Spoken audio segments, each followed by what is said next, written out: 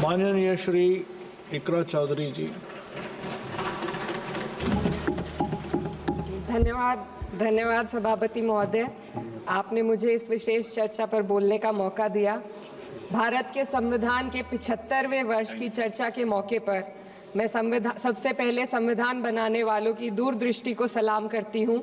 एक युवा सांसद के तौर पर मैं अपनी उम्मीदों को संविधान के साथ जोड़कर खास तौर पर ये बताना चाहती हूँ कि आज हमारे देश में पिछड़े, दलित, अल्पसंख्यक समुदाय को किस तरह अपने संवैधानिक अधिकारों और आज़ादियों की हिफाजत के लिए हर रोज़ मुश्किलों का सामना करना पड़ रहा है। Doctor B.R. अम्बेडकर के कथन से अपनी बात रखना चाहती हूँ। उन्होंने कहा था, मुझे अपने भारतवर्ष पर फक्र है कि जिसके पास ऐसा संविधान है जो लोकतंत्र, समाजवाद और सेक्युलरिज्म को संजोता है। लेकिन आज ऐसा लगता है जैसे संविधान की किताब तो है पर इसे चलाने वालों का ईमान गुम हो गया है। आज हिंदुस्तान में हर वर्ग को किसी न किसी चुनौती का सामना करना पड़ रहा है, मगर अल्पसंख्यक, खासतौर पर मुसलमानों पर जो कहर टूटा है वो किसी से छुपा नहीं है। ये लोग सिर्फ अपने मजहबी पहचान की वजह से निशाने पर हैं।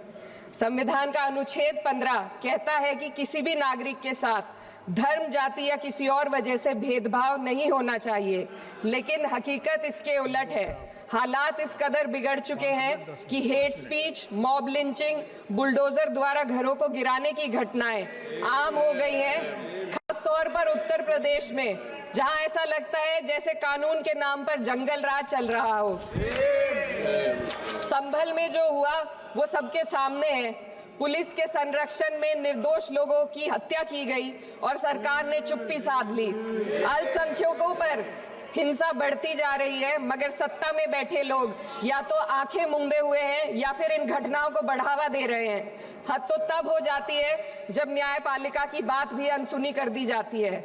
सुप्रीम कोर्ट ने मॉब लिंचिंग पर 11 सूत्रीय निर्देश जारी किए थे।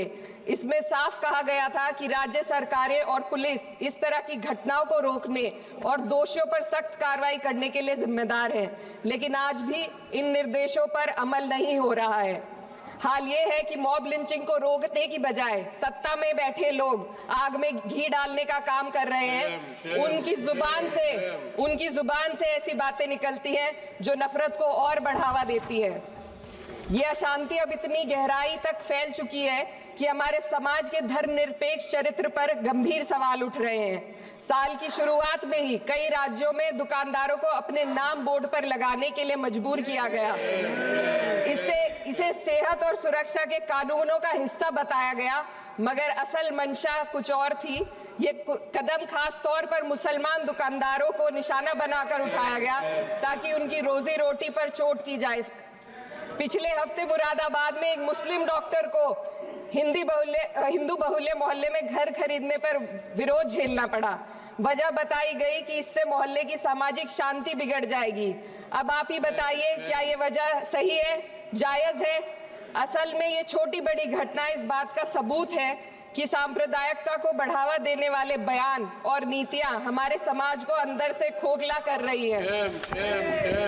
उत्तर प्रदेश में यति नरसिंहन ने बेहद घटिया बयान दिया, लेकिन सरकार इन बयानों पर कोई कार्रवाई नहीं कर रही। हेट स्पीच न केवल जनमानस के विचारों को प्रदूषित करती है, बल्कि इससे अब संवैधानिक पदों पर बैठे लोगों को भी प्रभावित कर दिया है। अभी हाल ही में माननीय उच्च न्यायालय इलाहाबाद के माननीय न्यायाधीश ने ऐसे बयान दिए जिसका संज्ञान खुद सुप्रीम कोर्ट को लेना पड़ा। संविधान के अनुच्छेद 29 और 30 ने अल्पसंख्यकों को उनके मजहबी और सांस्कृतिक हक दिए हैं ताकि वो अपनी पहचान को बचा सके और अपने संस्थान चला सके, लेकिन आज उन्हीं हकों पर हर तरफ से चोट की जा रही है।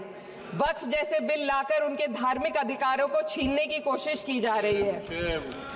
आज अल्पसंख्यक समुदाय को संविधान द्वारा दिए गए अपने बुनियादी अधिकार पाने के लिए लंबी लड़ाई लड़नी पड़ रही है। ऐसे कई मामले अदालत ने न्याय देकर संविधान की रक्षा की है, लेकिन अदालती प्रक्रिया में जो समय लगता है उसकी वजह से देश के सामाजिक ताने बाने को भारी नुकसान उठाना पड़ता है।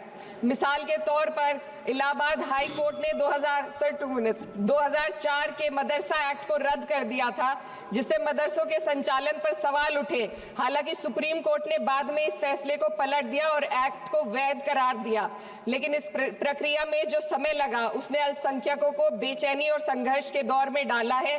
इसी कड़ी में प्लेसेस ऑफ वर्शिप एक्ट 91 भी आता है और कई अन्य अधिकार, उन्हें भी इसी तरह अदालती लड़ाइयों में उलझाया जा रहा है। ये स्थिति न केवल अल्पसंख्यकों के अधिकारों की राह में रुकावट है, बल्कि justice delayed is justice denied जैसी कहावत को सिद्ध करती है। मैं इस सदन से दुनिया भर के अल्पसंख्यकों की आवाज उठाना चाहती हूँ, खास तौर पर हमारे पड़ोसी देश